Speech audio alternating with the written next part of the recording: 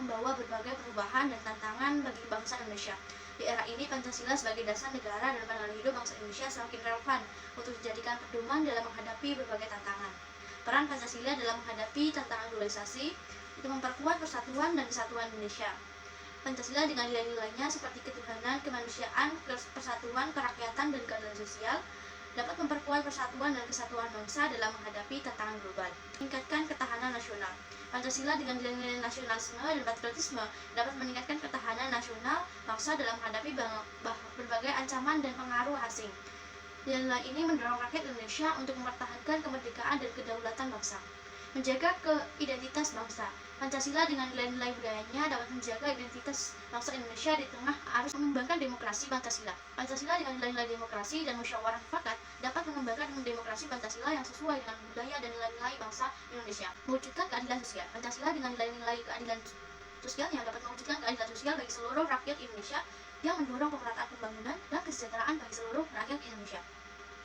Lainnya, upaya-upaya memperkuat Pancasila, meningkatkan pemahaman masyarakat mengenai pendidikan Pancasila, internalisasi nilai-nilai Pancasila dalam kehidupan sehari-hari, memperkuat penegakan hukum secara tegas, keteladanan dari pemimpin. Seringkali dipertanyakan terkait hubungannya. Ada anggapan bahwa Islam dan Pancasila bertentangan, namun pada kenyataannya tidak ada pertentangan antara nilai-nilai Islam dan Pancasila. Persamaan nilai-nilai Islam dan Pancasila. Yang pertama, ketuhanan. Baik Islam maupun Pancasila mengakui adanya Tuhan yang Maha Esa. Pancasila sila pertama, ketuhanan yang Maha Esa sejalan dengan konsep tauhid dalam Islam. Yang kedua, kemanusiaan. Islam dan Pancasila menjunjung tinggi nilai kemanusiaan. Islam mewajibkan umatnya untuk menghormati dan menjunjung tinggi hak asasi manusia, sejalan dengan nilai kemanusiaan dalam Pancasila sila kedua. Ketiga, persatuan. Islam dan Pancasila menekankan pentingnya persatuan. Islam menganjurkan umatnya untuk bersatu padu sejalan dengan nilai persatuan dalam Pancasila sila ketiga. Keempat, kerakyatan.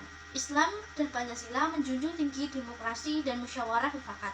Islam mendorong umatnya untuk menyelesaikan masalah secara musyawarah, sejalan dengan nilai kerakyatan dalam Pancasila sila keempat. Yang kelima, keadilan sosial. Islam dan Pancasila menginginkan keadilan sosial bagi seluruh rakyat. Islam mewajibkan zakat dan sedekah untuk mewujudkan keadilan sosial, sejalan dengan nilai keadilan sosial dalam Pancasila sila kelima. Nilai-nilai Islam dan Pancasila tidak bertentangan, melainkan saling memperkuat dan melengkapi.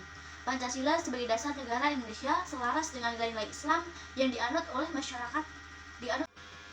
Hak dan kewajiban warga negara. Hak warga negara merupakan kewenangan yang dimiliki oleh setiap orang yang diakui oleh hukum sebagai warga negara suatu negara. Kewajiban warga negara merupakan tanggung jawab yang harus dipenuhi oleh warga negara sebagai warga negara suatu negara.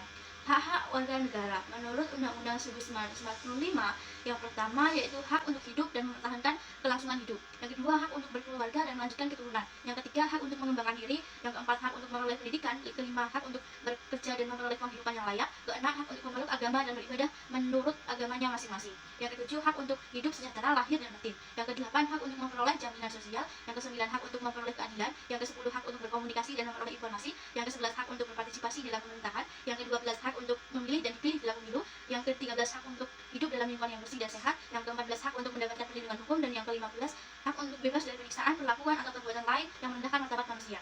Kewajiban warga negara menurut Undang-Undang Dasar 1945.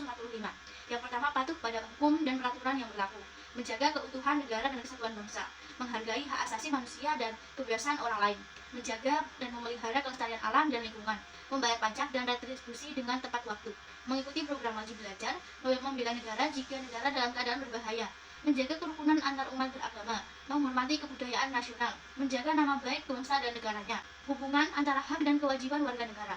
Hak dan kewajiban warga negara adalah dua sisi mata uang yang tidak dapat dipisahkan. Hak-hak warga negara hanya dapat dijamin dan dipenuhi jika kewajiban-kewajiban dilaksanakan dengan baik. Sebaliknya, kewajiban-kewajiban warga negara hanya dapat dipenuhi jika hak-hak dijamin dan dilindungi. Hak asasi manusia dan komitmen penegakannya.